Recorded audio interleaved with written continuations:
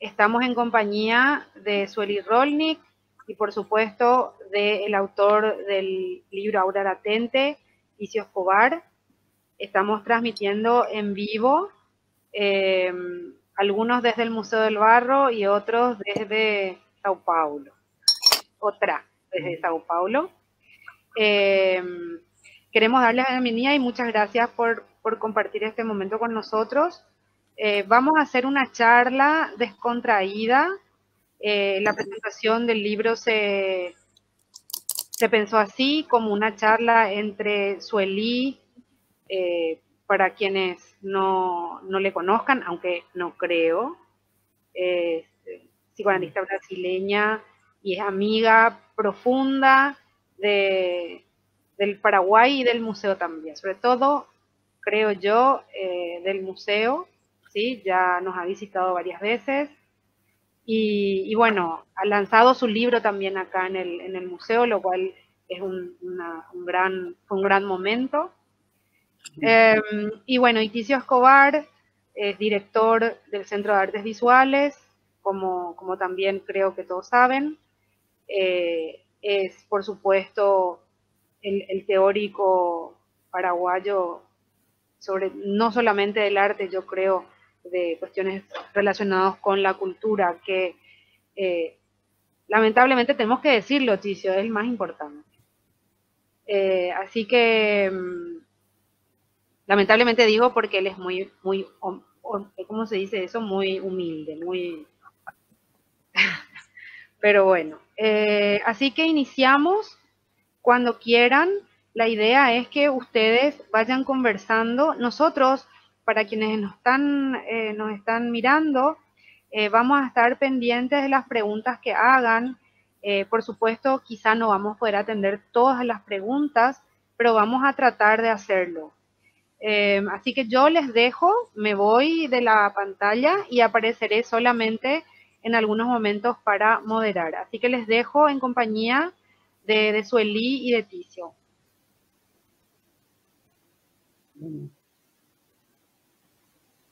Muchísimas gracias por estar acá presente con nosotros. Muchísimas gracias, Sueli, por acceder a presentar este libro en modo de un diálogo que es muy común entre nosotros, de modo que nos sentiremos así como en casa. Y este museo también es tu casa, de modo que estaremos sintiéndonos cómodos con toda la gente que nos está siguiendo. Bueno, yo agradezco también estar acá, porque la verdad es que es mi casa, ¿no? Mi casa-cuerpo, ¿no? Hace parte de la composición de mi cuerpo esta casa. Y estar acá para celebrar el lanzamiento de un nuevo libro es un honor y una delicia. Y el título del libro es Aura Latente, que es un título bellísimo porque es bello, no porque son palabras lindas, sino más de un punto de vista formal o bestamente poético. Sí. Es lindo porque dice todo acerca de a qué viene este libro, en qué lugar, desde qué lugar este libro es escrito, ¿no? Y también para los que están nos acompañando, que conocen el pensamiento de Ticio, sea en sus escritos, sus charlas, sus clases, sus curadurías, su manera de gestionar la cultura de su ciudad y su país, su militancia y el modo como lleva su existencia, ¿no? Para nosotros que lo conocemos es muy lindo poder sermos testigos, y disculpe mi español, voy a hacer lo que puedo, testigos de este momento de su vida y la consistencia que ese lugar que él llamó de Aura Latente ha ganado ahora, en este momento, como aparece en ese libro. ¿Sí? Y uno sabe, lo siente en el libro, que este lugar que él llamó de Aura Latente lo habita y lo interpola desde siempre. Pero gana acá en este libro una fuerza Impresionante. Ahora me dirijo a ti, Gisio. Me estaba dirigiendo a los que nos están acompañando, ¿no? Porque quizás no lo leyeron, porque acaba de salir, ¿no? Entonces, bueno, yo creo, me gustaría mucho que habláramos de Laura Latente, ¿no? Y tengo muchas preguntas, pero las preguntas van a venir a medida que hablemos, ¿no? Porque estoy muy curiosa de muchas cosas a respecto de qué es la experiencia de haber llegado a este grado de consistencia y a nombrarlo tan precisamente y concisamente, ¿no? De Laura Latente. Bueno, a mí me accedo al concepto de aura latente fundamentalmente desde la vía del pensamiento sobre el arte. Y de entrada me enfrento con la situación de que ese pensamiento está profundamente marcado por una dirección idealista, trascendentalista, metafísica del concepto de la estética tradicional, y casi todo el pensamiento del arte es un intento por salirse de esa fuerza o esa armadura que le pone la estética tradicional. Obviamente, muchos pensadores, muchos artistas, y sobre todo desde este lado del mundo, ¿verdad? Yo creo que todo un pensamiento que cuestiona profundamente el logocentrismo, pero también en todas sus formas, que se traduce también en un régimen que vos llamás fundamentalmente capitalístico y que se traduce por un discurso hegemónico, heteropatriarcal, blanco, racializante. Entonces, están como muy unidos a un concepto del arte que tiende a consagrar las obras como fetiches que flotan un poco por encima de la historia, ¿no? Entonces, a mí me parece que subrayar el aspecto de potencia del arte, de latencia, que depende de situaciones específicas, concretas, que depende del cuerpo, que depende de la historia, que depende del contexto, que depende de las distintas, como vos llamás, brújulas éticas, entonces sirve como para iniciar una discusión acerca de otros modelos de arte, que en absoluto, otro modelo de pensar el arte, que de hecho se vienen dando.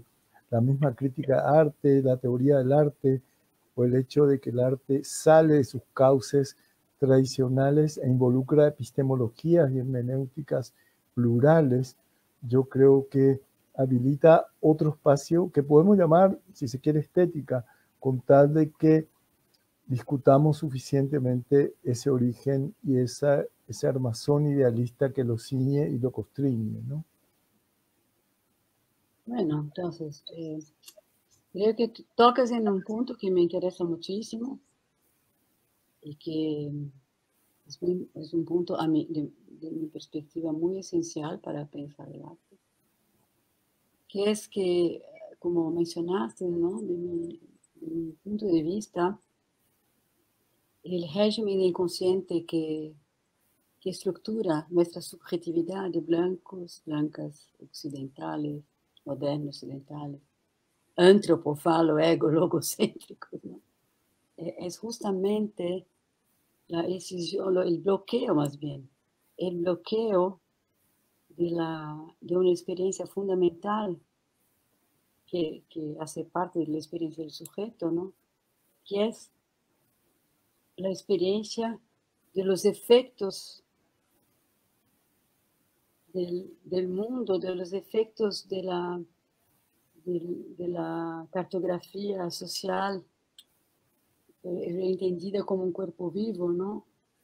De los efectos no solo de la cartografía social, sino de los efectos de todo un ecosistema ambiental, social, mental, a lo que cada sujeto hace parte, ¿no? Y hace parte como uno de sus elementos y responsable como todos los demás, humanos y no humanos, animados y inanimados, de la manutención o de la restauración del equilibrio vital de esta ecología, cada vez que la vida se ve sofocada en sus formas del presente, ¿no? Entonces, esa es una dimensión de la experiencia humana que es absolutamente esencial, porque el acceso a esa experiencia es lo que nos permite conducir nuestras acciones, ¿no? Que el deseo se conduzca según lo que pide la vida a cada momento para que recobre un equilibrio cuando se ve sofocado, ¿no? Y justamente es de esta experiencia que estamos totalmente encendidos y cuyo acceso está totalmente bloqueado en el Occidente. Porque un régimen no es una abstracción. El régimen colonial, racializante y capitalístico no es una abstracción como cualquier otro régimen de cualquier otra cultura, sino que implica un régimen inconsciente. ¿Qué quiero decir con eso? Implica un modo de producción de la subjetividad, porque de eso resultan las formaciones sociales y también los contornos de cada uno, ¿no? Entonces, el hecho de estar encendido, el hecho que esta experiencia esté totalmente bloqueada en nosotros es gravísimo, porque no tenemos cómo escuchar lo que se está anunciando ahí en esa experiencia, que es una experiencia como una experiencia de gérmenes de futuro, ¿no? Que resultan de la fecundación de nuestro cuerpo por los efectos de lo que compone un ecosistema, ¿no? Entonces no sabemos nada, ignoramos totalmente ese gérmenes de futuro. Y a cada vez que nos vemos convocados a actuar para recobrar un equilibrio, lo único que logramos hacer para nos calmar es proyectar representaciones sobre lo que nos pasa, sobre la causa de lo que nos pasa. Y con eso hacemos cosas que no son a favor de la vida, pero mucho más grave que eso, es gracias a esa obstrucción que la pulsión en su movimiento en el humano, en el marco de este régimen, es desviada de su destino ético, que sería orientar el deseo para crear algo que dé cuerpo a expresión y permita nacer estos gérmenes de futuro, de manera a cambiar la cartografía del presente, ¿no? En lugar de eso, esta pulsión, este movimiento pulsional se estagna, ¿no?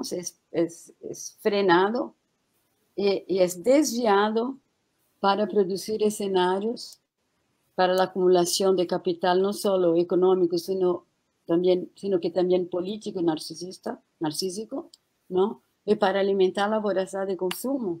Nosotros nos rehacemos, nos redibujamos a cada vez que somos convocados a cambiar, no según lo que la vida nos pide, sino según prótesis que consumimos para ser un cuerpo, ya que estamos destituidos de un cuerpo casa, de un acceso a nuestro cuerpo para producir la expresión de este cuerpo, ¿no?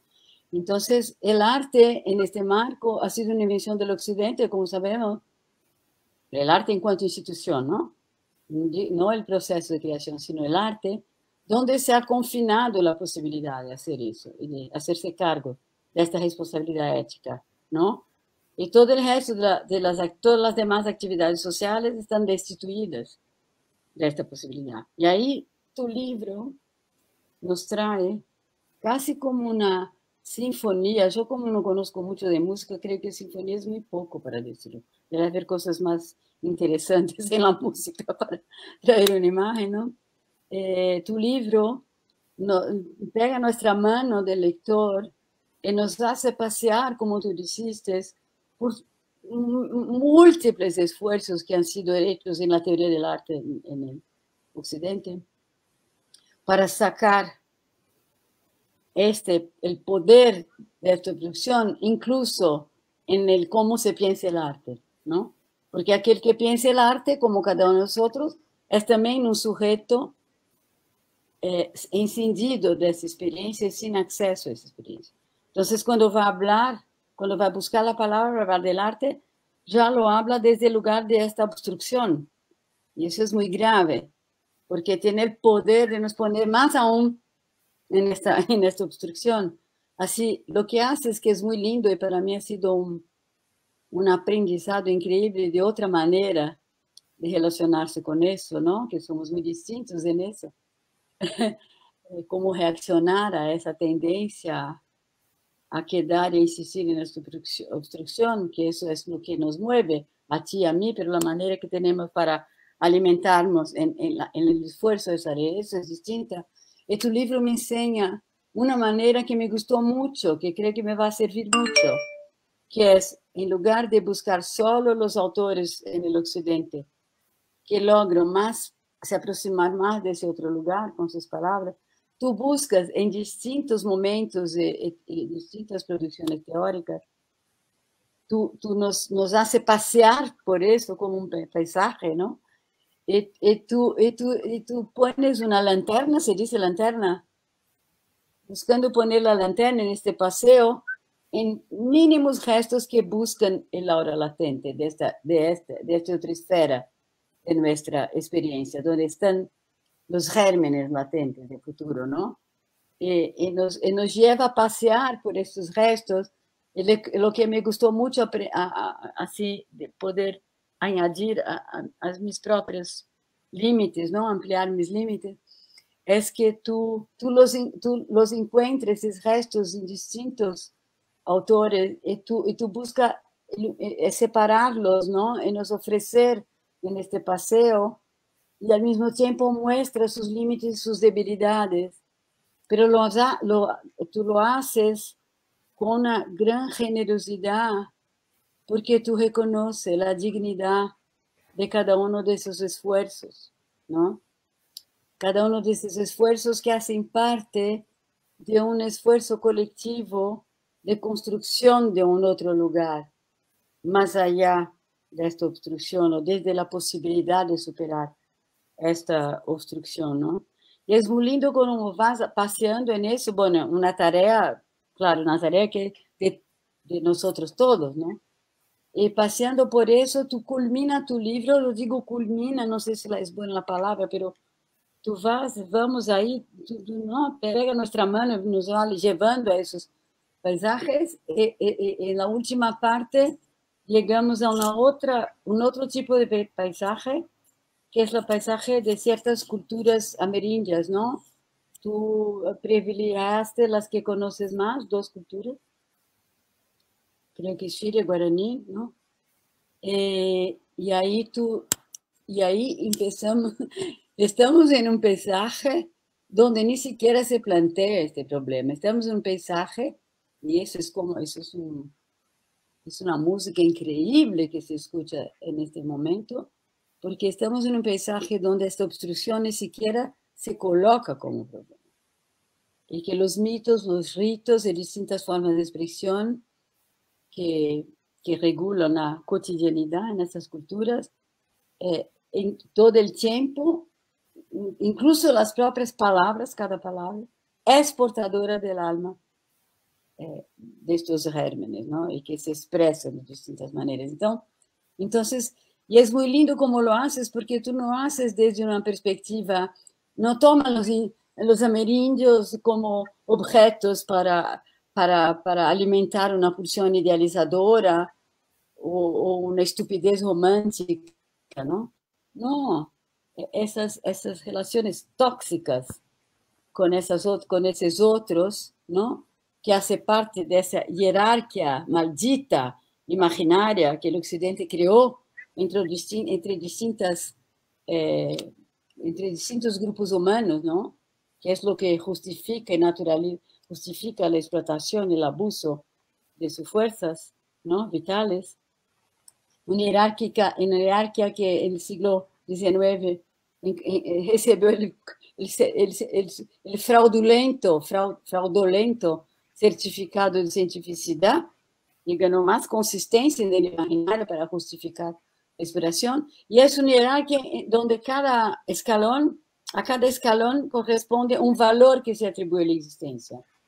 Todos valores medidos desde el valor top, que sería el modo de existencia, la existencia de los blancos, heteronormativos, patriarcales, antropofalo, ego, logocéntricos, todo eso que colonial, socializante, etc. Y en la parte bajo inferior de esa jerarquía, el valor de existencia tiende a cero. Entonces, ese maldito, eso es tan tóxico que nos vuelve muy enfermos, ¿no? Entonces, cuando tú vas, nos lleva contigo a pasear por esas culturas, no es de dentro de esta perspectiva jerárquica, porque esta perspectiva jerárquica se mantiene también en aquellos que, en lugar de decir, en aquellos blancos, que en lugar de decir, esses grupos humanos, sea de clase, de raza, de sexualidad, de lo que sea, esses grupos humanos no son inferiores. Yo soy tan políticamente correcto y tan buena persona que me gusta mucho, son muy lindos. Eso es mantenerse en esta perspectiva, ¿no? O incluso como cuando la tradición de las izquierdas dice, son las bases, nuestras bases. Cuando yo digo no son nuestras bases, sigo en la misma lógica de jerarquía, apenas invirtiendo el valor, no es el valor inferior, es el superior. Tú no vas ahí desde esa perspectiva, tú vas ahí para dejarte afectar y nos traer con palabras tan precisas el alma de lo que está ahí, como experiencia que no se orienta a partir de esta obstrucción. Y donde la hora latente, para volver al título que dice exactamente a qué viene este libro, ¿no? Que lo que orienta son los gérmenes de futuro que están ahí en la latencia, ¿no? Y cuya aura nos llega a nuestro cuerpo por los estados que producen en este cuerpo, estados que no son cualquier cosa, tienen una calidad específica, que no tienen palabra, ni gesto, ni imagen, y que justamente hace parte de nuestra responsabilidad ética, crear las condiciones para que esos gérmenes puedan nacer, que encuentren su cuerpo expresión, y la presencia de ese cuerpo expresión por sí misma, desencadena devenires en la cartografía ambiental, social y mental vigente, ¿no? Así que, bueno, es un regalo para tus lectores, los que van a leerlo.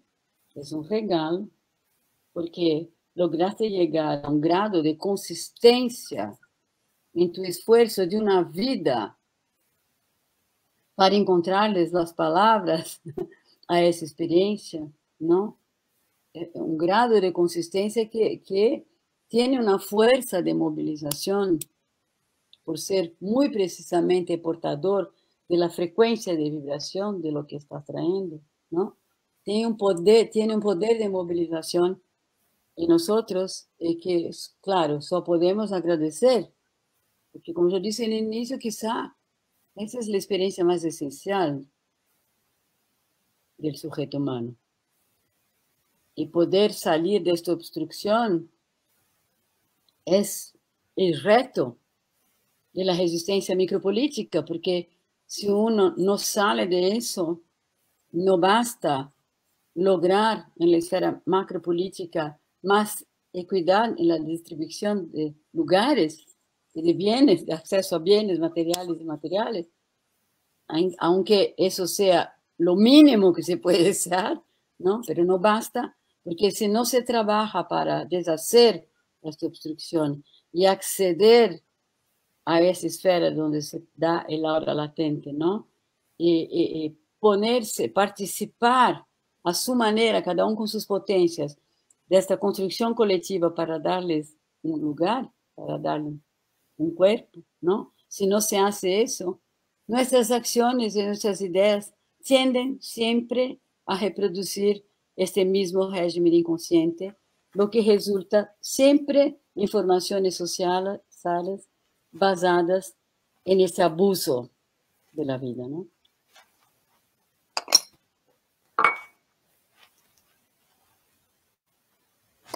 Bueno, gracias, Sueli. Mucho de ese pensamiento de la latencia yo debo profundamente a tu pensamiento mismo, ¿no? creo que quizá nosotros que nos nutrimos de distintas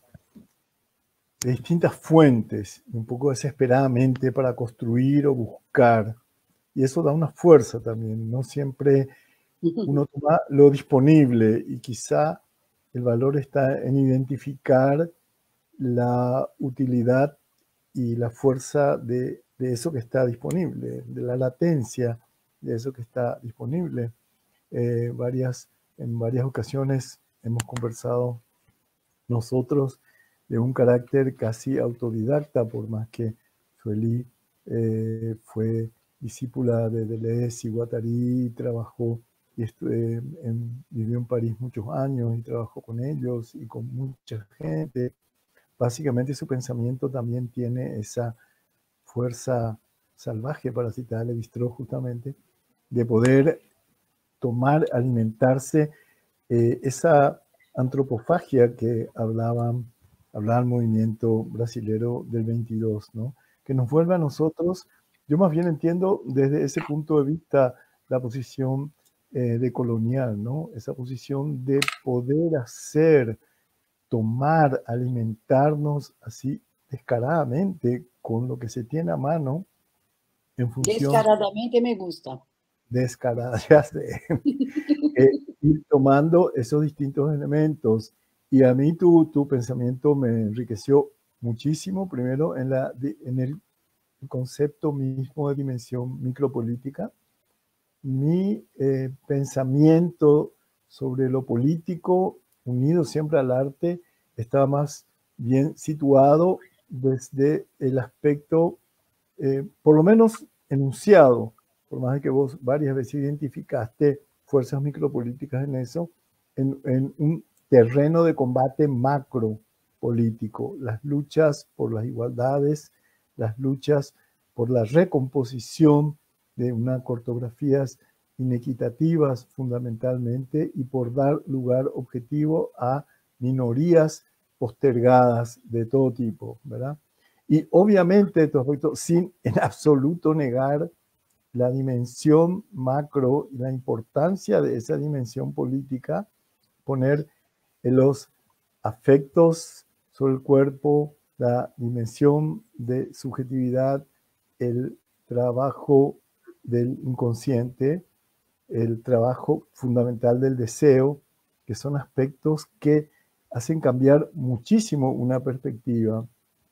Yo ya sé entender dónde está lo político en el arte. Si yo comienzo a discutir que lo político está en denunciar meramente una situación, en referir una situación, simplemente en tratar desde el arte de cambiar las brutales injusticias que se producen en el mundo, que produce un régimen determinado, sobre todo el régimen hegemónico, capitalista, neoliberal, sobre todo en los últimos decenios y centenios en nuestras culturas y en nuestras subjetividades. Entonces, comprender de pronto esa labor ética del arte como recuperación de una pulsión que ha sido robada, que ha sido expoliada por ese régimen, abre muchísimas posibilidades de comprender lo político con un sentido mucho más amplio y se puede vincular más libremente con la dimensión macro, con esa dimensión de lucha, con esa dimensión de denuncia, pero hacerle desde ese, no sé si se llama rodeo, porque es un camino fundamental, o son muchos caminos fundamentales que llevan a eso, de escuchar las resonancias que tiene sobre el cuerpo y las resonancias que tiene sobre la práctica y sobre el sentido de, desde las formas del arte. Por eso el arte a mí me interesa muchísimo, no tanto como forma superior o privilegiada culminación del espíritu, ¿verdad? Sino como una experiencia de intensificación de lo poético, de lo sensible y también de posibilidad justamente de ir creando latencias en todas las formas de, y no sé si ni siquiera llamar conexión, de diálogos y derivas entre lo corporal, lo sensible, lo imaginativo, lo conceptual, lo creativo, etc. Ese cuerpo franco. Y eso a mí me sirvió mucho realmente para definir esas y no solamente tus publicaciones, ¿verdad? Sino las conversaciones que hemos tenido. Y son conversaciones que yo creo que enriquecen mucho porque tenemos profundas maneras diferentes de pensar y divergencias también profundas. Y yo creo que eso enriquece mucho y no estamos tratando de decir, no, en el fondo no estamos difiriendo tanto, busquemos lo que tenemos en común. No, a veces no. A veces hay diferencias y eso yo creo que pone en tensión y obliga a las ideas a argumentarse y a salir de sí, ¿verdad? A desencastrar de un casillero categorial, conceptual, que ahí sí que coincidimos, tenemos inmensas coincidencias, y en eso sí que coincidimos plenamente en la crítica de una jerarquía hegemónica que asigna lugares fijos a los sujetos, a sus prácticas, y justamente comprender el trabajo del arte como un gran perturbador de esa estabilidad, no tanto como el momento sublime o supremo en el cual el espíritu sale de sí, se manifiestan las cosas, etcétera, ¿no? O se transparenta y se muestra en su estructura, en su belleza interior que hace coincidir las cosas, el mundo con el sujeto, etcétera, sino básicamente en el hecho de ir renovando el devenir a través de preguntas constantes, de interrogaciones constantes, ¿verdad? Y eso a mí, Sueli habla de las fuentes de que para ella tiene la latencia, que discutimos mucho también ese concepto, por una parte el pensamiento de Deleuze y Guattari, todos los efectos sobre el cuerpo y su concepto de afecto-efecto sobre el cuerpo, como prácticamente interpreto yo como creador o como instaurador de latencias dentro del cuerpo mismo, ¿verdad? Que lo hacen ir más allá de una mera corporalidad entendida en el sentido orgánico, físico, estructurado, etcétera, ¿verdad? Por una parte, en el pensamiento de Walter Benjamin, en su concepto de latencia, de encontrar, rescatar la latencia de objetos de la memoria, tanto del pasado como una reserva de significaciones que están ahí como latiendo, no solamente latente, sino latiente, ¿verdad? De significaciones, ¿verdad? Que están gérmenes de futuro, la imagen es preciosa y Sueli lo transforma en su propio idioma, ¿verdad? Y en el pensamiento guaraní, ¿verdad? Todo el concepto de ñe'e, la imagen alma, que allá le conmovió, palabra alma, perdón, inmensamente, que sin ser lo mismo, las palabras aspiran, desean y buscan un alma, buscan su alma en la palabra, ¿no? Y yo creo que quería sintetizar ese enorme influencia y aporte de tu pensamiento, no solamente en mí, en Latinoamérica en general. Yo creo que lo bueno que nosotros tenemos, y perdone la inmodestia, es el intercambio con el pensamiento de muchos autores de América Latina y la libertad que nos damos de tomar también conceptos de culturas que nos han saqueado y de reconocer aliados, aunque yo discuta a veces ese término con Sueli, aliados en grandes pensadores europeos también, que trabajan en esa misma dirección, no exactamente, porque creo que la creatividad hace, y la singularidad de lo creativo hace que cada cual busque, quizás desesperadamente a su modo, y cierto límite de esa desesperación florece en formas de arte, ¿no? Bueno, gracias por declarar la gratitud. Yo firmo abajo porque yo siento una enorme gratitud por este diálogo, por esas danzas, ¿no? Que estamos haciendo hace como 12 años, ¿no? Entonces, bueno, Yo diría, para retomar un poco desde el final de lo que dijiste, que esos gérmenes de futuro que quedan ahí bajo ruinas del pasado, ¿no? Y que hay que desenterrarlos para que germinen el presente, son portadores no tanto de significación, pero de una perspectiva de lectura de la realidad desde esta fricción entre la experiencia, la cartografía del presente y nuestra experiencia como vivo, ¿no? Estos gérmenes del pasado son como tesoros que podemos buscar para encontrar dispositivos, para encontrar brújula, para enfrentar las cuestiones que nos atravesan en el presente, ¿no? Y por supuesto que su germinación en el presente va a producir significados y cartografías muy distintas del pasado, ¿no? Bueno, pero sobre lo que dijiste, a mí lo que me parece es así, que nosotros, tú y yo, tenemos en común que nuestra existencia ha sido movida por esa búsqueda de salir de esta obstrucción de distintas maneras, ¿no? Y eso implica necesariamente ser salvaje, porque eso implica no estar en disciplina alguna y ni exactamente en un tipo de actividad profesional, sino que implica en estar ahí buscando donde encontramos aliados en ese sentido del trabajo micropolítico, ¿no?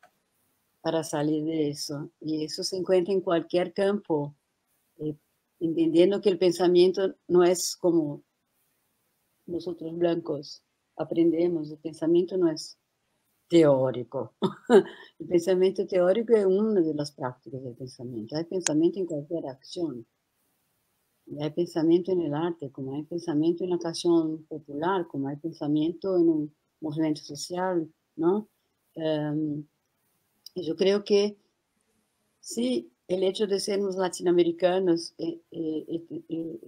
tenemos la posibilidad de vivir esa experiencia en el continente, nos ayuda a buscar, o quizá incluso nos ha ayudado a ponernos en trabajo en esa dirección, ¿no?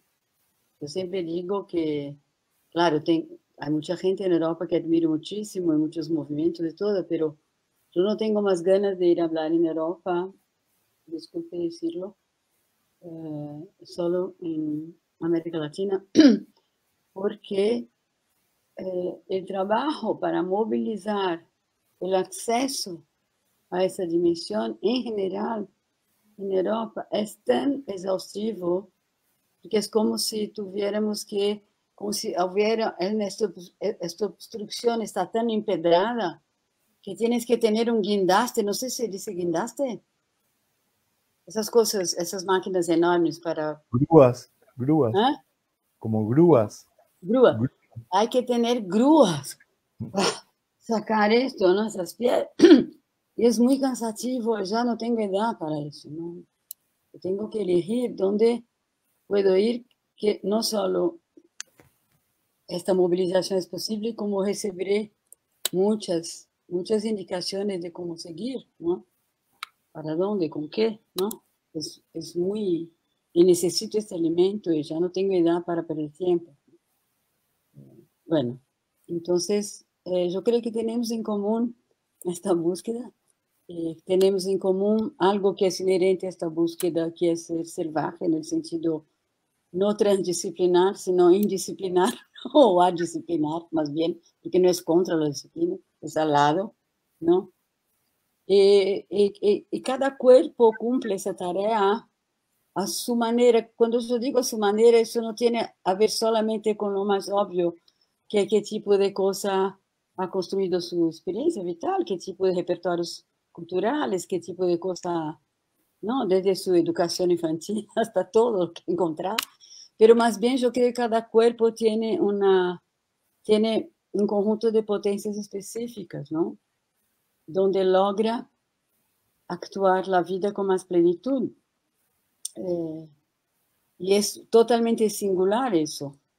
Entonces, no solo tú y yo pasamos por experiencias muy distintas que nos ha formado, incluso en todos los ámbitos, desde el ámbito teórico, del ámbito artístico, hasta el ámbito, no sé, de la cotidianidad, de los países por donde andamos, no sé qué, pero también tenemos frecuencias de vibración distintas que se compone en una danza donde permite que cada uno encuentre cada vez una danza más precisa con aquello que es su singularidad para seguir esta tarea, ¿no? Entonces, te agradezco mucho. Y hay un punto ahí de este encuentro que para mí es muy, muy, muy valioso y que complementa lo que tú dijiste sobre la micropolítica que yo te traigo, es que el hecho que tú, porque tú no por acaso tu deseo te llevó a juntar el arte con el político y con las culturas amerindias algunas, no por acaso. Yo creo que es eso que elegiste para dar cuenta de esta tarea a tu manera, ¿no? Y tú tienes, claro, de izquierda somos los dos, y así mujeré, porque la izquierda en todos sus matices, de lo más negro al más rosado, es lo mejor que ha producido esta civilización moderna occidental, ¿no? De la izquierda somos. Pero tú te dedicaste mucho más a la macropolítica que yo, que me dediqué más bien a la micropolítica, ¿no? Incluso tú fuiste preso por militar macropolíticamente. Y yo fui presa en Brasil por ser activista micropolítica, ¿no? La violencia es la misma, pero son experiencias distintas. Y el trauma también de cada uno es distinto, ¿no? Y no importa el trauma, lo que importa es lo que cada uno hace con eso, ¿no? Y el hecho de nos encontrarnos me ayudó mucho a avanzar en algo que para mí es totalmente fundamental desde niña o desde la adolescencia, que es cómo juntar esas dos dimensiones de la resistencia tan necesarias, ¿no? Y nuestras conversas me ayudan a verlo de manera, por lo menos anuncian alguna posibilidad que luché mucho para conseguir y que es muy difícil, porque ya es una dificultad desarrollar herramientas para desarrollar la resistencia micropolítica, no solo herramientas teóricas, sino pragmáticas, ¿no? Poder identificar en la vida social dónde está la resistencia micropolítica, ¿no? Y en eso también nos alimentamos mucho en América Latina, no solo de las teorías, sino de movimientos sociales como los recientes en Chile, por ejemplo, donde la dimensión micropolítica es poderosísima, ¿no? Bueno, entonces, lo que viene de este encuentro, en este punto, es que si tú, primero, entender por qué ciertos gobiernos de izquierda en nuestro continente que hicieron cosas muy importantes, que no se compara con nada de toda la historia de la República en esos continentes, ¿no? Esos gobiernos recientes, pero por qué al mismo tiempo no tenían acceso a esa dimensión, ¿no? No lograron trabajar eso. No lograron trabajar eso porque su subjetividad es la subjetividad escindida del sujeto moderno occidental y no es una subjetividad procesual que ha luchado para deshacer esta obstrucción, ¿no? Y al mismo tiempo, como para pensar el presente y el futuro, estar atento a esas dos dimensiones. Cada acción que se hace en la macropolítica, por ejemplo, en la dimensión macropolítica de un movimiento social, en la medida que tú también estás atento a la dimensión micro, eso permite orientar las acciones de manera mucho más precisa, mucho más precisa. Es decir, por ejemplo, en este momento, en Brasil, no sé si ustedes están al tanto de eso, porque no sé si eso ya circuló por el continente.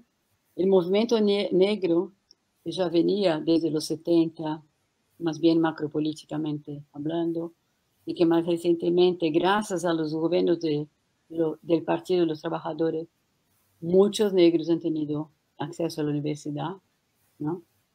Y se formó ahí un movimiento que involucra mucha gente, de un pensamiento, de una precisión y de una radicalidad, y de manera de intervenir en la escena política tan precisa y tan poderosa, ¿no?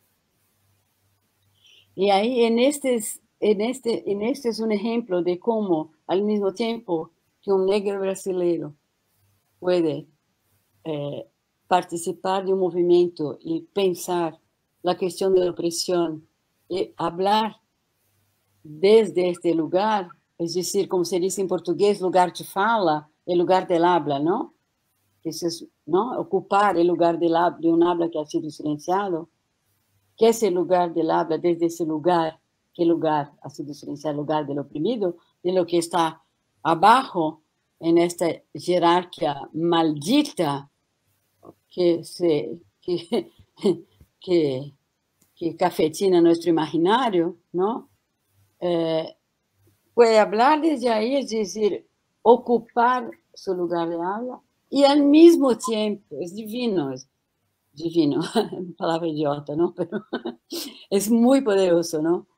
Como al mismo tiempo habla desde un otro lugar. Habla desde un otro lugar. Y al hablar desde un otro lugar, que ya no es el lugar del oprimido, sea por resentimiento o por odio o por oposición al opresor, ¿no? Al hablar desde un otro lugar, deshace el personaje de esta dupla maldita de la relación de poder. Y al deshacer el personaje, deshace al mismo tiempo toda la trama del tejido social basado en ese personaje. Y es divino. Si ustedes, hay mucha gente que si ustedes escuchan en internet, hay mucho, ¿no? En este momento de la pandemia, hay mucha. Y también en este momento en Brasil están ocupando las televisiones, cosa que nunca había ocurrido. Todos los noticieros ahora, los comentaristas, hay comentaristas, ¿no? Y no da para comparar. Y esta relación, esta articulación entre ocupar un lugar de habla y hablar desde otro lugar, está tan lindamente presente ahí lindo en el sentido de porã, ¿no? Lindo porque la vida encuentra ahí su manera de volver a respirar, ¿no? Después de 500 años de maldición, de peste. Sí, yo creo que ese concepto de dislocamiento del lugar y desarmar la escena, ¿verdad? No se trata solamente de cambiar de roles, de que el oprimido use el lugar del opresor, etcétera, sino de desmontar ese libreto maldito, como decís vos, con vehemencia y con justicia, ¿verdad? De desarmar ese modelo de relacionamiento. Y ese modelo tiene, evidentemente, se nutre de un modelo de inconsciente que ha sido manipulado o cafetinado, para usar también tus palabras. Por eso a mí me parece interesante la crítica que vos haces a los movimientos de izquierda e incluso a los estados que han asumido un tiempo de cierta primavera de progresista en América Latina durante 10 años aproximadamente, hace 10 años ya, que pasaron también casi, y que justamente no se ha logrado crear condiciones como para que los cambios se nutran suficientemente de cambios en lugares de subjetividad, cambios en lugares de habla, cambios de posiciones de sujeto, cambios de maneras de concebir los vínculos y los relacionamientos mismos, ¿no? Sino que si mientras se mueva solamente a un nivel macro, o solamente con todas las dificultades que tiene, que sabemos que no solamente todos estos gobiernos distaron muchísimo de ser excelentes y perfectos, sino que estaban condicionados por un modelo mundo que se movía en contra, ¿verdad? Y por intereses monstruosos que se mostraron enseguida en casi todos nuestros países. Vos tenés un análisis importante del concepto de los golpes de Estado, que sería un trabajo que justamente partís de Paraguay y trabajas muchísimo el caso de Brasil y todas las enormes fuerzas políticas que están en juego en eso, política en un sentido más amplio.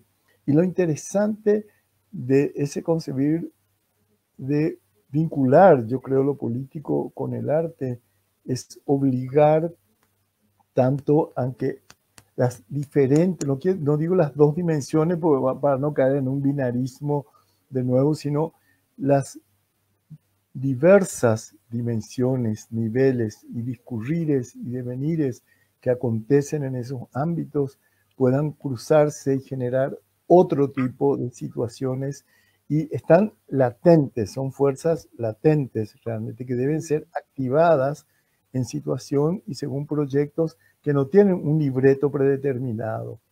Y a lo mejor supone otros modelos de política como otros modelos de arte y ojalá, yo no creo para nada que la pandemia va a ser la revolución, ni que el mundo va a cambiar, ni que el ecosistema se va a sacudir después de esto, va a renacer. Tengo quizá la suficiente dosis ya de decepciones y de cierto cinismo que da haber padecido muchos sistemas injustos que con el tiempo incluso se van corrompiendo cada vez más, como es el sistema del Paraguay, el de Brasil mismo, y de lo que nos rodea, Brasil, Paraguay, Bolivia. No. Bueno, dejémoslo ahí. Qué horror. Es un circo de horror. Es un circo de horror, pero tampoco caer en la, que también hay otra forma de no caer en la candidez bobalicona de pensar de que el mundo va a transformarse en eso, pero tampoco en un cinismo ilustrado de pensar de que muchos gérmenes de futuro no puedan ser activados. Y quizá esa latencia justamente da una expectativa que a lo mejor es dispersa, a lo mejor es a muy largo plazo, a lo mejor ni siquiera veremos nosotros, pero tiene una apetencia en ese sentido, una dirección hacia posibilidad de ser empujada o potencializada en un sentido. Quizá más que eso no puede hacerse en este momento a una altura de mi vida. También yo no creo que mucho más que eso pueda transformarse, pero sí que creo de que hay un potencial que el cual nosotros somos. Nuestra obligación ética quizás es mantener como reserva, porque ahí resonarán otras significaciones posibles. E incluso lo interesante del arte es quizá que las significaciones no se resuelven, no terminan una en la otra, sino que se abren a cadenas que están continuamente generando en distintos sentidos otras significaciones. Quizá podamos llamar sentido justamente a esa diferencia entre una apertura a un horizonte de renovación significante que no se agota en un solo gesto. Y el arte tiene esa condena, esa maldición, pero también ese privilegio de ser ese punto que está continuamente volviendo latente las cosas y asegurando cierta latencia de futuro que no sabemos en qué va a terminar. Hace 20 años, ahora es muy difícil pensar en el futuro, pero hace 30 años o 20 no pensábamos que llegaría un momento que América Latina tendría dos presidentas mujeres simultáneas, tenía un presidente indígena, un presidente de la teología de la liberación y un presidente ex obrero, ¿no? O sindicalista. Así que se abrió ese momento, se cerró de nuevo, pero uno nunca sabe lo que, no creo que uno pueda hacer, obviamente no a través del arte, ni no a través de un gesto heroico, definitivo y radical, pero sí que puede como ser responsable de ir imaginando y creando y recuperando fuerzas creativas que han sido utilizadas en contra de esa pulsión que vos hablás, de ese destino ético que apuesta a la vida, ¿no? Yo creo que en nuestra edad, teniendo dedicado nuestra vida a eso, ya sabemos que esa idea de gran finale es una tontería, ¿no? Que sea el gran finale del apocalipsis, el gran finale de la revolución comunista, o el gran finale de la comunidad hippie, no sé. Los hermanitos todos muy lindos, así, bonitos, amando, ¿no? Lo que es bonito, yo creo que quizás sea la cosa que da más gusto de vivir, es que la vida es un eterno combate entre distintos grados de fuerzas que van en la dirección de sofocarla. I can breathe.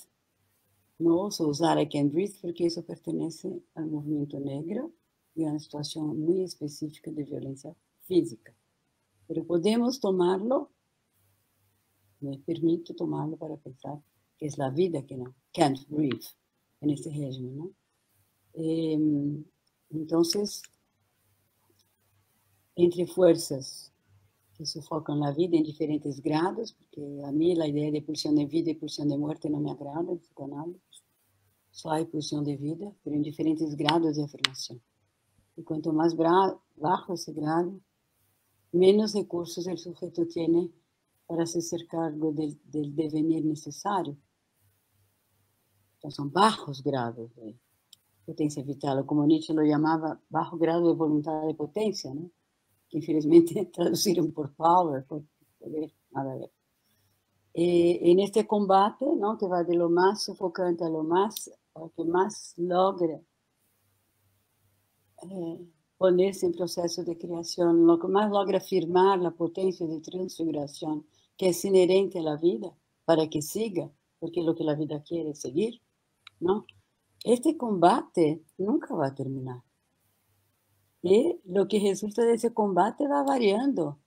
Y por más siniestra que sea en algunos momentos lo que se instala por la victoria de las fuerzas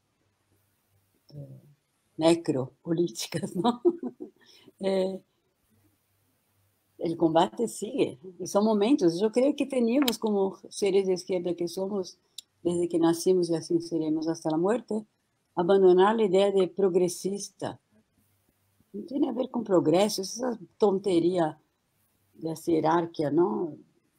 Inventada por los blancos, colonial, racializante, capitalista, ¿no? Imaginando que hay un topo, no hay topo Logo ninguno. falocéntrico te faltó. ¿Ah? ¿Qué? Te faltó el logo falocéntrico. Eso, antropófago egologocéntrico. No hay eso. Entonces, esta disputa en el presente, que es una disputa por el futuro, quizá eso es lo que da el mayor gozo para una vida, es participar de esa disputa, ¿no? Eso no se compara con otros tipos de gozos, o narcísicos por reconocer que reconocido, o sexual porque no sé qué. Es un gozo casi sagrado, si queremos mantener esta palabra que ha sido muy caprichada, pero es linda, ¿no? Entonces, creo que por ahí va, ¿no? Y en esta situación que estamos viviendo, ¿cómo vamos a saber lo que va a venir si hay 5 millones de gérmenes ahí aguardando a ver qué se puede hacer con ellos y qué tipo de mundo van a producir, ¿no? Una de las diferencias de la resistencia en la esfera micro y en la esfera macro es que la esfera micro, por definición, lo que se busca, se va a saber cuando se logra hacerlo, ¿no? Entonces, cuando en esta pandemia la gente, no sé si en Paraguay es así, pero en Brasil hay una cosa que me irrita profundamente, que me pone de pelo en pie, que es cuando dicen, ay, ¿cómo será el nuevo normal? Dios mío, o diosas mías, por favor, que me saquen esa idea de normal. Porque el nuevo normal es una readaptación del viejo normal. Y eso me hace pensar en una psicoanalista, creo que es de África del Sur, no sé, ahora no me acuerdo, ya no tengo memoria, pero que vivía en París, que es Joyce McDougall, en los 70, que escribió un libro, el título había La normopatía, ¿no? Porque lo que llamamos normalidad es estar sometido a un repertorio y totalmente, con el acceso totalmente obstruido a nuestra condición de sujetos procesuales, ¿no? Y de responsables por los devenires necesarios a cada vez que la vida se ve sofocada. No, la idea de normalidad viene de ese tipo de enfermedad muy grave, ¿no? Me parece. Sueli, ya veo que la presencia de Lía está anunciando ya un momento de aterrizaje y quería, a partir de lo que decías, de descreer de la idea de progreso, que es un mito lineal, evolutivo, occidental, de raíz hegeliana, por cierto.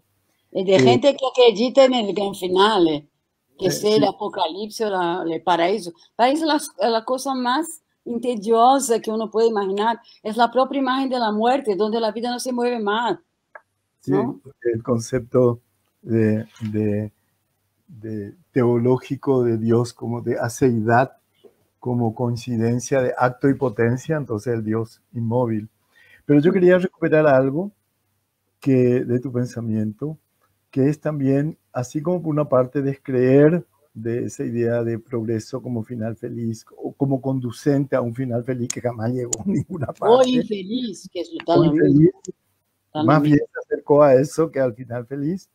Y también recordar un momento que muchas veces decimos, bueno, el movimiento del 68 fracasó, o tal intento fracasó, o tal sublevación, y yo muchas veces te escuché decir de que justamente esos movimientos, o esos intentos, o esos trabajos son también creadores de latencias y de potencias que están disponibles para ser reactivados. O sea, es difícil hablar de un fracaso histórico de determinados intentos o sujetos colectivos, ¿verdad? Y eso es una cuestión que también es esperanzadora también, ¿no? Así, bueno, esto fracasó, terminó, se deshizo, ya no existe.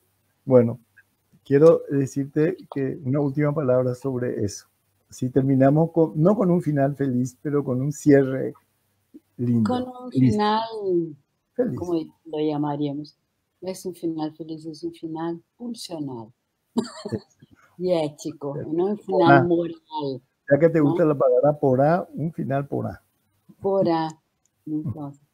Entonces, no hay fracaso porque cada uno, si es una eterna disputa, cada momento en que en esa disputa las potencias vitales de afirmación, ¿no?, que han logrado hacer terminar lo que estaba en latencia, es una victoria maravillosa y queda para siempre, eternamente, desde el comienzo de la humanidad y mismo antes, como gérmenes que pueden ser reactivados y que, por supuesto, indican un sentido, no un significado, ni una imagen, ni una palabra, y que al actualizarse en el presente producirán otros escenarios, ¿no?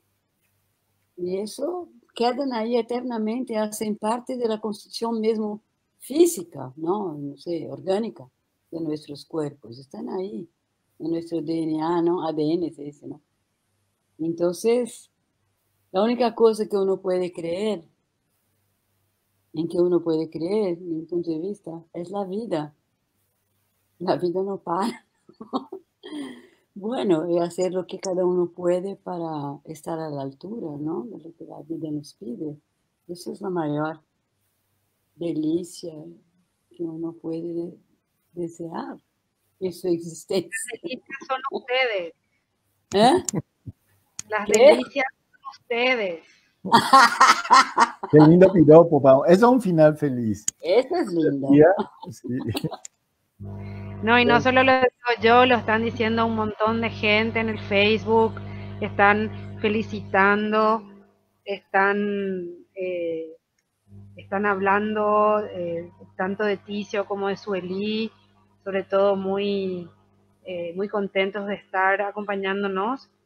Y quería comentarles un par de consultas que surgieron en diferentes chats.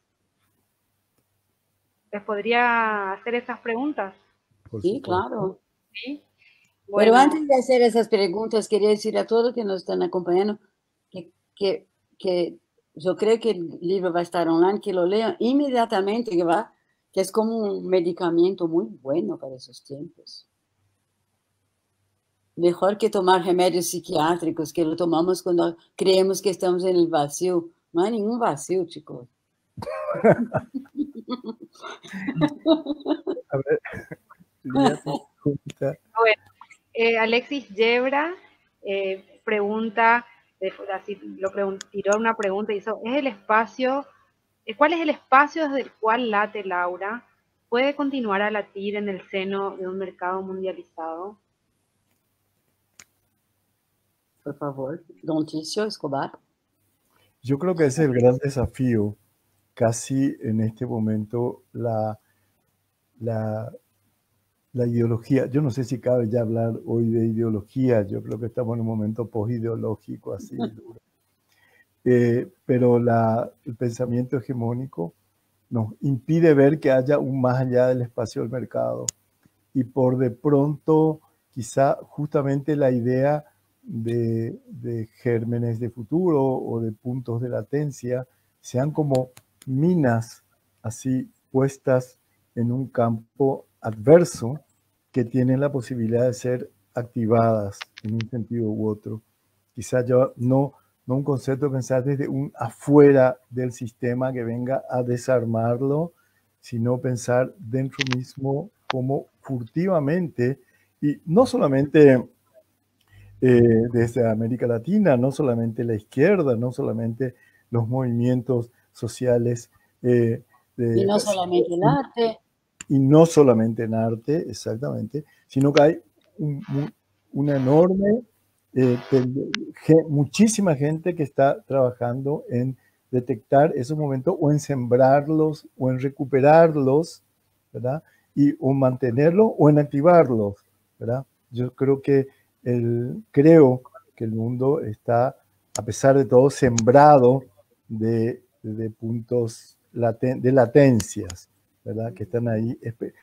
Quizá el compromiso o el destino ético o político o el momento feliz, la pequeña felicidad, sea la posibilidad de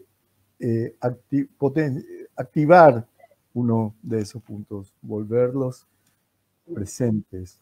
Y también, sí, también yo estoy totalmente de acuerdo, yo añadiría que en los momentos en que la vida se ve amenazada casi en su límite, ¿no? Como es el momento ahora, como ya era antes de la pandemia, porque el régimen, como se alimenta de la fuerza vital de todos los elementos que componen la biosfera y no solo el humano, la Tierra estaba a punto de agotarse. A la Tierra que digo con todos sus elementos, incluso los humanos.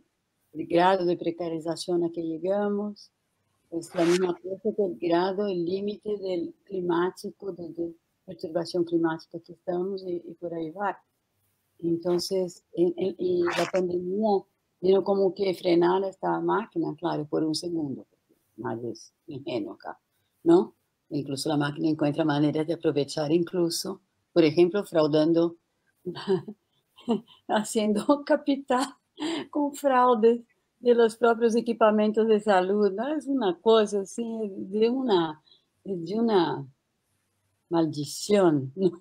Entonces, pero en estos momentos así, que la vida está en su límite, son los momentos en que hay más fuerza colectiva para arrancarnos de esta obstrucción y para llevarnos a hacernos cargo de nuestras responsabilidades. Y ahí es increíble todo lo que está pasando, ¿no? Y para nosotros que somos de clase media, que tenemos el privilegio de estar en la pandemia en el conforto del lar, del hogar, ¿no? Yo estoy hace 4 meses y 10 días sola en mi maravilloso piso delicioso, donde puedo escribir, donde puedo pensar, donde puedo hablar con la gente online, ¿no? Y es muy impresionante todo lo que se está elaborando, ¿no? Eso no quiere decir, ay, qué bueno, ahora saliendo de eso se disuelve el capitalismo. Eso es una tontería. La disputa sigue, ¿no? De ninguna forma, nenhum modo de existência, nenhum régimen foi eterno, sido eterno, isso não existe. Isso tampouco significa que al inventar, quando o régimen estiver muito já rachado, como se diz? Rachado, roto, ¿no? Y que los devenires van a delinear otra tipo de cartografía, eso no significa que ahí llegamos al final feliz o infeliz, porque seguiremos siendo afectados por todo lo que pasa en la ecología ambiental, social y mental a la que pertenecemos como parte de lo que los blancos decidieron llamar estúpidamente de naturaleza, como si fuese natural, ¿no? ¿No? Y seguiremos inventando otros mundos, ¿no? Por eso vale la pena estar vivo. Y hay otra pregunta, Mm. esta vez de quien está haciendo posible esta presentación que está detrás de cámaras, que es Damián Cabrera. Mm. ¿Cómo se intersecta la idea del florecer guaraní y de su fuego, propios de imaginarios guaraníes, con los significados irreductibles del arte contemporáneo? Don Ticio, por favor. Es tú que hablaste del florecer. Puede ser, pero vos también lo pensaste y lo trabajaste bastante. Yo encuentro que me interesa enormemente que el concepto de potú, que es la flor, que es al mismo tiempo el concepto de belleza guaraní, ¿verdad? Que es un concepto que, como bien sabemos acá, el Pona es tanto bueno como bello, y no bueno en el sentido virtuoso, de bueno en el sentido de virtud, sino bueno en el sentido de adecuado a su propia finalidad y su destino. En el sentido es bueno para eso, ¿verdad? Su destino vital, ¿no? Su destino vital, y eso irradia como una belleza determinada. Y a mí los guaraníes siempre hablan del abrirse en flor. Me remito a la Wirapta, que creo que es así la gran majestuosa obra de filosofía guaraní, o filosofía en su sentido más amplio y hermoso del término, ¿no? No hablan como de la flor abierta, sino insisten muchísimo en el abrirse en flor, en ese proceso. Y es raro porque a mí me interesa confrontar el concepto de belleza de Kant con el concepto de belleza guaraní. Kant también habla del abrirse de una flor, paradójicamente, extrañamente, toma la flor como modelo de belleza que en su momento de apertura máxima, cuando está siendo cumplida y desarrolla todo el potencial de sus pétalos, ahí adquiere su belleza y queda congelado en ese momento. Entonces, la belleza es prácticamente petrificar, cortar esa flor, desvincularla de su destino vital y mantenerla así petrificada en el esplendor forme, en la radiancia de la forma. Y los guaraníes todo lo contrario, ¿verdad?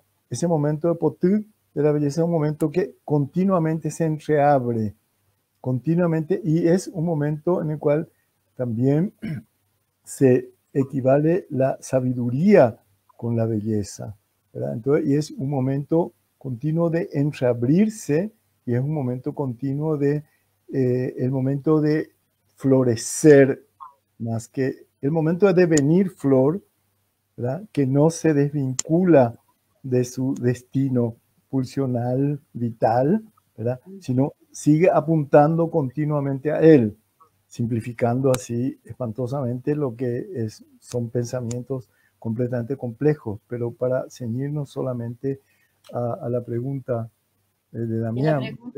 la pregunta también permite traer un poco para los que están nos escuchando y compartiendo con nosotros ese momento de celebración del aura latente, no solo de tu libro, sino que como tu libro celebra eso, ¿no? Celebración de tu libro es la celebración que hace tu libro con eso, ¿no? Latencia, ¿no? Sí, y la aura, porque es la potencia vital de esta latencia. Claro, irradia, ¿no? Irradia. Me gusta esa palabra, yo usaba reverbera, pero busqué años una palabra para reverbera, no sé qué, irradia está perfecto.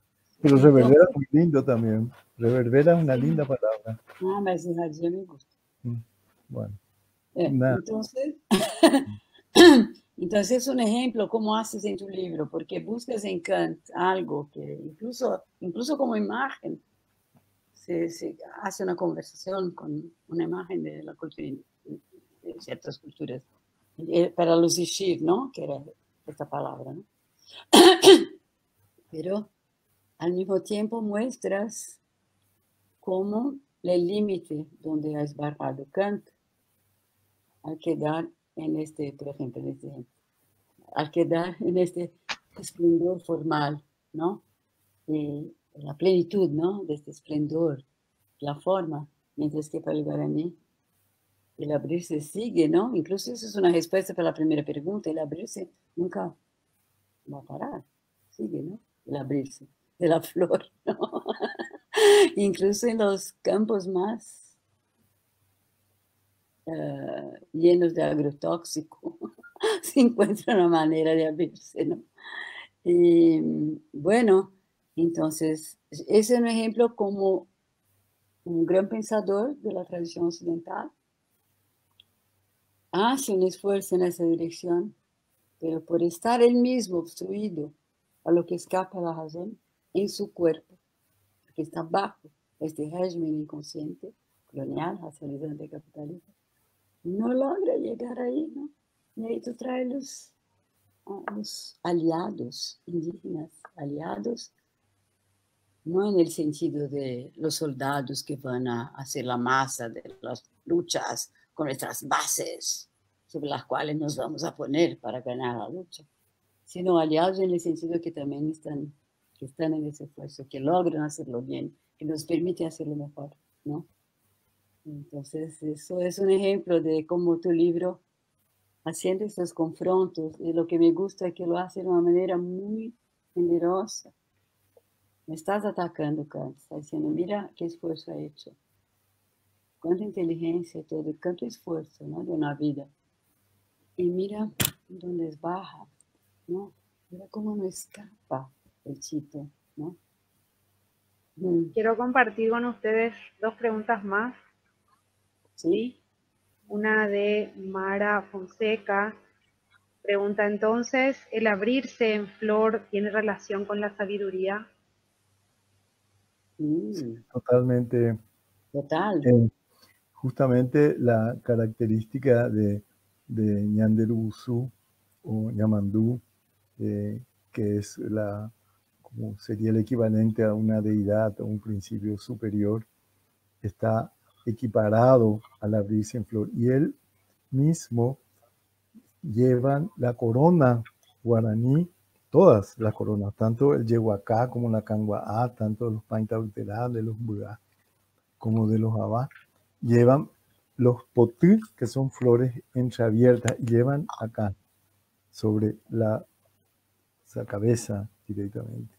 Entonces, es un principio de sabiduría y que está muy ligado totalmente al concepto de belleza también.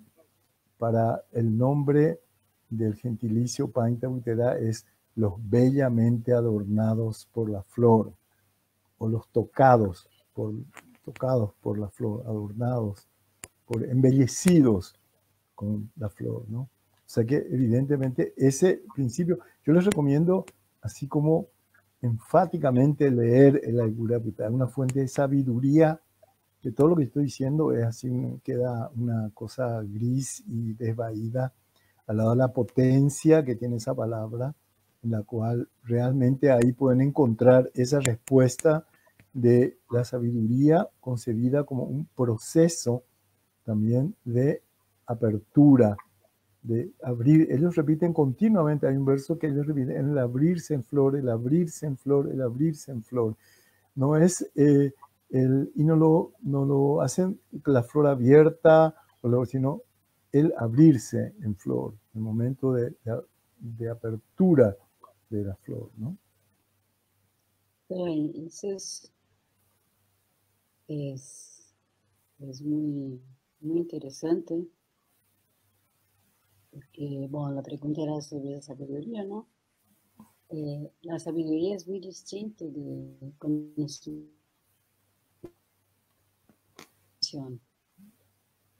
La cognición está muy ligada a la recognición.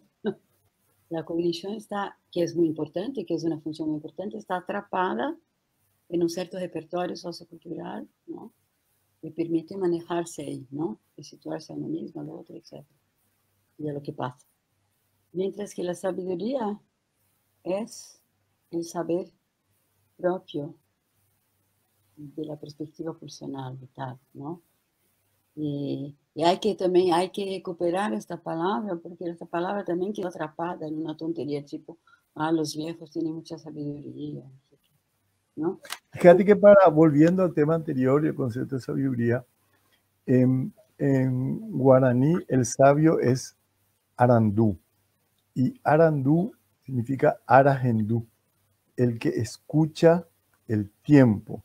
Y el tiempo obviamente no es el tiempo meteorológico solamente, sino que es el tiempo como horizonte de devenir o de acontecimiento, ¿no? De suceder, ¿verdad?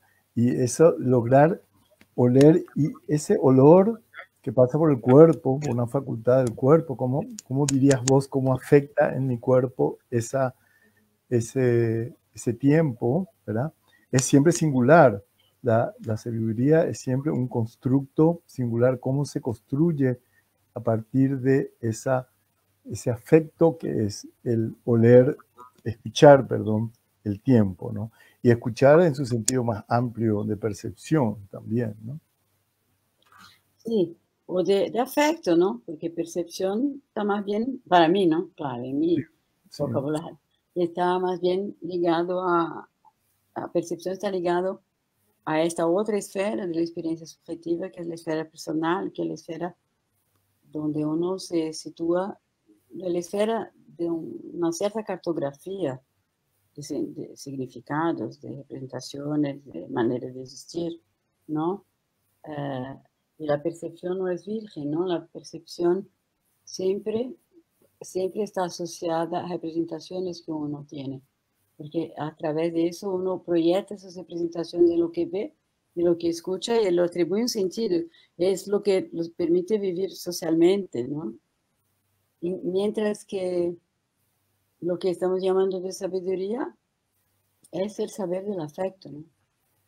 Y por mucho, yo siempre me estoy peleando con cómo que voy a llamarlo, porque, por ejemplo, imagina, ¿cómo se llama? Mara, imagínate que en inglés no hay, bueno, hay wisdom, pero knowledge. Ellos llaman knowledge a todo eso, porque, bueno, es una cultura protestante, ¿no? Como dice Weber, está en la base también del desarrollo capitalista. Entonces, ahí también, como régimen inconsciente, es un tipo de subjetividad disociada de esta otra, o que tiene su acceso obstruido a esa otra dimensión. Eso a mí, entonces, yo quería, en nuestra lengua tenemos sabiduría y saber, por ejemplo. Pero sabiduría, como decía ahora mismo, está muy ligada a la sabiduría de los viejos, no sé qué. No está ligada a eso, ¿no? Es una palabra muy cargada de sentidos que no son ese, del saber del afecto, el saber pulsional, ¿no? O como Guattari lo llamó, saber ecosófico, para no decir filosófico, ecosófico. Bueno, yo siempre me estoy peleando para encontrar la palabra, y como decíamos ayer, en una conversa, ¿no? En esta medio brigada la conversa. La discusión que tuvimos ayer sobre el libro. Entonces, en esas situaciones uno tiene solo dos posibilidades para encontrar las palabras para decirlo, ¿no? O hace un trueque, ¿no? Para arrastrar esta palabra hacia otro lugar. Pero si la palabra está muy cargada, ya es muy difícil que necesariamente va a convocar esos otros sentidos en la persona que te lee o que te escucha. Se inventa, hay que inventar una palabra, ¿no? Entonces, bueno,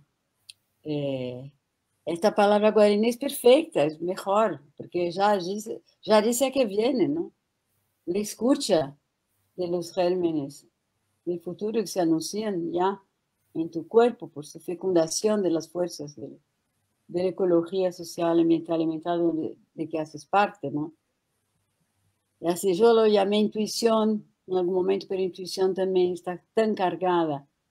Es verdad que en la tradición occidental más moderna, contemporánea, Bergson, intuición quiere decir eso, por ejemplo, pero no me interesa lo que quiere decir para Bergson. Yo soy distinta que Ticio en este punto, ¿no? Me interesa cuando la gente escucha, cualquier uno de nosotros, yo mismo, escucha la palabra intuición que viene. Y ahí viene toda una carga de, intuición es cosa de mujercita o de viado, como se dice en portugués, ¿no? De marica, ¿no? Esa cosita. Porque es justamente es justamente la mirada que ha hecho que las brujas han sido quemadas, ¿no? Con la instalación de este régimen, ¿no? Porque consideraban este conocimiento inferior. Entonces, esta palabra guaraní, quizá tenemos que pasar a llamarlo así. Y cuando preguntan, ¿qué es eso? Ahí explicamos.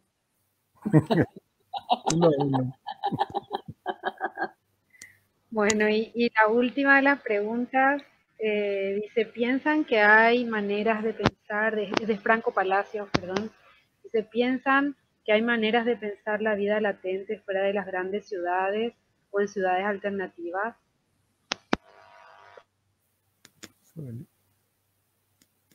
Bueno, yo pienso que es el terreno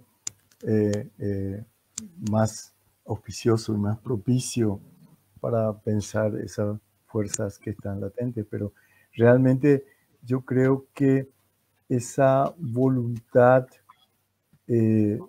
anida en cualquier lado.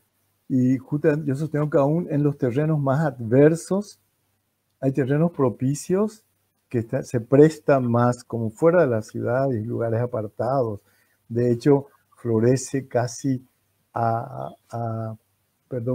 casi a flor de tierra en las culturas, en los territorios indígenas o en los territorios campesinos, que tienen una sabiduría enorme en este ámbito, ¿verdad? Pero yo creo que puede ser detectado en cualquier lado y anida en cualquier forma, o si no, estaríamos perdidos. Las ciudades mismas estarían perdidas, y como gran parte de la población mundial vive hoy en ciudades, es un esfuerzo para reimaginar cómo encontrar o salvaguardar resquicios de sentido en medio de la locura y a contramano de toda la voracidad del mercado que intenta ocuparlo todo, ¿no? Sí, yo creo, yo tengo dos direcciones de respuesta. Me hace pensar en dos direcciones esa pregunta, ¿no?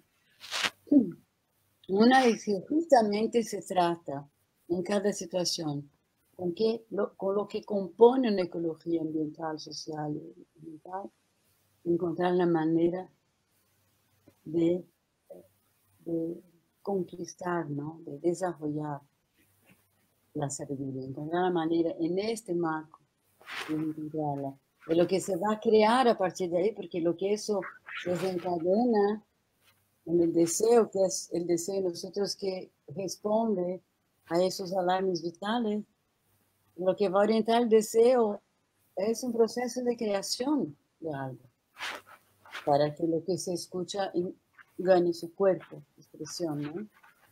Entonces, ese es el reto, ¿no? En cualquier situación que estemos, lo que dispongamos, la cosa que va a ser creada, no es vamos volver a ser como los campesinos, no sé, quiero volver a ser la bruja que ha sido quemada. Era tan lindo este tiempo. No, con estos materiales que disponemos, ¿cómo podemos crear un cuerpo para eso que está en latencia? Esa sería una respuesta. La otra es que es verdad, y creo que quizás esa pregunta también viene de ahí. ¿Cómo se llama la persona que preguntó? Fonseca. Concheta. Perdón, no, me equivoqué. Franco Palacio. Franco.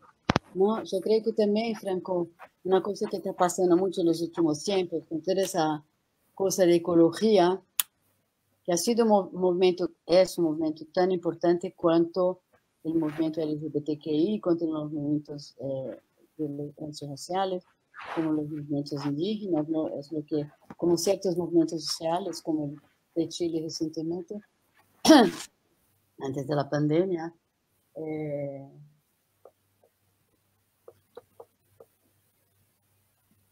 perdí. Ah, sí, ya sé. Por ejemplo, el movimiento ecológico ha contribuido, todos esos movimientos han contribuido a traer a la escena la micropolítica, ¿no? Otro día yo escuché una live de Bruno Latour y él decía, hay que poner la ecología en el centro de la agenda política, como las luchas sociales han sido puestas en el centro, la desigualdad, ¿no? De las luchas políticas. Porque él está en un momento donde está se reconciliando con la cosa de la izquierda, ¿no? Muy bien, está ótimo. Pero no basta poner la ecología en el centro de la agenda, de poner la ecología en el centro de la agenda política, porque lo que importa, claro que es importante eso también, pero lo que más importa, de nada basta yo decir, tener una conciencia, conocer y tener una conciencia del desastre ecológico y de que es importante esa esfera. ¿Cómo yo conquisto la posibilidad de asumir mi condición de elemento de una ecología?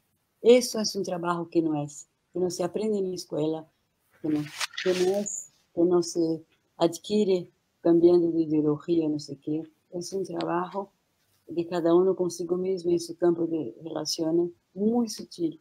Es el trabajo de una vida. Es un trabajo que se interrumpe con la muerte solo porque llegó la muerte, no se interrumpería, ¿no? Pero lo que yo veo es que, por ejemplo, ahora en la pandemia, no sé en Paraguay, pero mucha gente de los privilegiados están pudiendo ir al campo, quedar en sus casas de campo, ¿no? Y otro día, Cristina Freire, que es una amiga común nuestra, de Tice y yo, que Cristina Freire es una importante intelectual de teoría del arte, importante activista del campo del arte, estaba en la origen también de la Red Conceptualismo del Sur, etcétera y tal, y profesora de posgrado titular de la USP, ¿no? Del Museo de Arte Contemporánea de USP y de posgrado ahí. Se jubiló y aprovechó para ir vivir en su casa de campo, que compró hace poco tiempo, hace algunos pocos años. Fue ahí con su familia, ¿no? Y están recomponiendo toda, es en la Mata Atlántica, y están en un trabajo de agroecología recomponiendo la Mata Atlántica, o más bien ahora llegó un concepto de jardín, de esta perspectiva, ¿no? Y me contó una escena, y ella está totalmente dedicada a eso con mucha otra gente. Me contó una escena increíble, es que había ahí un árbol que estaba muerto, de los gallos se dicen, Gajos. los gajos así secos, ¿no? Y el agrónomo de la tradición Udo Steiner, que es quien los está ayudando a recuperar la mata atlántica ahí, les explicó que un árbol muerto sigue participando. Entonces hay que saber cómo relacionarse con eso. Porque eso hace parte también de lo que se está germinando ahí, ¿no? Entonces, Cristina plantó unas orquídeas y unas bromelias, no sé si dice bromelias, Sí. en esos gallos secos, ¿no? Gajos secos. Y las bromelias y las orquídeas se pusieron a florecer. Pero lo más interesante que me pareció es que ahí unos pájaros que parecen garza, que ahora me olvidé el nombre porque soy un rato de ciudad, tona de ciudad. La fauna y la flora soy muy ignorante, pero hay un pájaro ahí, que es de esos muy esguíos, que tiene un penacho blanco, que apareció. ¿Ah? Garza. Pero es una especie, es suriema, algo así, una especie específica de garza. Apareció ahí una familia, eso, caminando por ahí, gracias a esa recomposición del lixo ecológico, a partir de lo que se juntó con el gajo seco. Y lo que más la llamó atención a Cristina es que las garzas paseaban serenamente. Las garzas, por supuesto, se han refugiado durante algunos siglos, ¿no? Muy lejos. Y volvieron a su hogar y paseaban serenamente.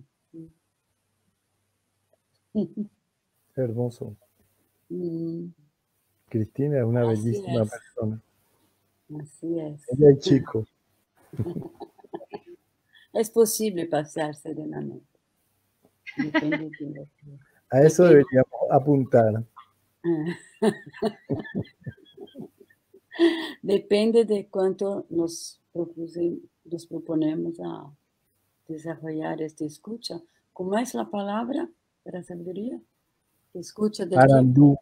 Arandú. Escuchar el tiempo, ¿no? Escucha del devenir. Bueno, vale la pena. Nunca vale la pena, vale la alegría siempre. La pena nunca vale. ¿Qué dices? No escuché. Que la pena no vale nunca, lo que vale es la alegría. Vale la alegría. Tienes toda razón, Liam. Bueno, yo creo... Es que vale la pena para tener esta alegría, porque no hay mayor alegría que esa, ¿no? Valen todas las penas. Entonces hay que decir, vale la alegría. Bueno, les queremos comentar a todos los que están preguntando, por el momento solamente el libro está disponible en el Museo del Barro. Por el momento estamos viendo otras posibilidades. Quería comentarles también que, bueno, para los que no lo vieron en un primer momento, el libro fue diseñado, en su tapa tiene además una imagen de una obra de Osvaldo Salerno y fue diseñado por él. Va a estar, ya está disponible, de hecho, en el almacén de Doña Estela del Museo del Barro. Un beso para Doña Estela. Que vamos a decir. Vamos a dar. Así que para quienes estén cerca, bueno, estamos acá, estamos en los horarios que figuran en la página, así que búsquenlo y vean, hay que agendar si es que quieren entrar al museo, no se olviden. Y bueno, yo quería agradecer a todo el mundo que se conectó, muchísimos comentarios. Les cuento que esta presentación va a quedar en nuestra fanpage de Facebook, así que pueden acceder a ella las veces que quieran, para quienes estaban preguntando. Y bueno, no sé si Ticio o Sueli quieren agregar algo más. Creo que está todo dicho ya de mi parte, ¿no? Agradecer a Sueli enormemente. ¿Perdón? Jamás va a estar todo dicho. Por el momento, dije. Y agradecer a todo el equipo, a todos, ¿verdad? A Osvaldo, a vos, a Damián, a todos los chicos que trabajaron acá, así con tanto entusiasmo y tanta buena predisposición. A mucha gente en Chile, a Nuri González, a Arturo Cariceo, que impulsaron en primer lugar esta idea, ¿verdad? Y bueno, a muchísima gente. Así que, y a todos, muy especialmente a quienes tuvieron la paciencia de escucharnos durante 1 hora y 45 minutos más o menos. Muchas gracias. Pues yo agradezco también a todos. Y la única cosa que quería pedirles es que lo pongan online lo más rápido posible, para que mucha más gente pueda leerlo, porque lo que yo más quería en mi vida en este momento es ir a Paraguay, pero no hay ningún punto de la frontera que yo pueda pasar clandestinamente. Y hay Ya hay muchos un amigos. montón de eso, Eli, hay un Pero montón. te vamos a contar porque corres peligro. Entonces, el problema es que Y después hablamos. Después no hablamos, está. ¿Ah? ¿Qué? después Después hablamos de ese espinoso tema. Entonces, la cuestión es que muchos amigos que no están en Asunción no tienen cómo ir al Museo del Barro. Infelizmente, porque les haría muy bien conocer eso, pero no pueden. Así que tendría que estar online este libro, lo más Este rápido libro posible.